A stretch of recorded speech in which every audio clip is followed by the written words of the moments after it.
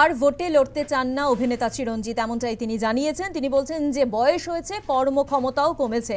মমতা বললেন ওকে বুঝিয়ে বলবো, এমনটাই মন্তব্য করেছেন তিনি। আমার কাছে অভিনয়ই আসল, বললেন অভিনেতা চিরঞ্জিত চক্রবর্তী। বারাসাতের তৃণমূল বিধায়ক অভিনেতা চিরঞ্জিত চক্রবর্তী। তবে তিনি যেটা বলেছেন যে আর ভোটে লড়তে চান না তিনি, বয়স হয়েছে, কর্মক্ষমতা কমেছে। মমতা বললে ওকে বুঝিয়ে বলবো, আমার কাছে অভিনয়ই আসল, এমনটাই মন্তব্য করেছেন তিনি। কি বলেছেন তিনি, শোনাবো। আমার ক্ষমতা ক্যাপাসিটি কমে গেছে, স্ট্রেংথ কমে গেছে। আর যদি মুখ্যমন্ত্রী আবার আপনাকে বলেন তাহলে মানে ভাবতে হবে, ডেফিনেটলি ভাবতে হবে। এবং উনি বললেন না বলা পসিবল না। আমি ওনাকে এতটাই শ্রদ্ধা করি, সম্মান করি যে ওনাকে বলবো, যে বোঝানোর চেষ্টা করব, তারপরে উনি যা বলবেন সেটা।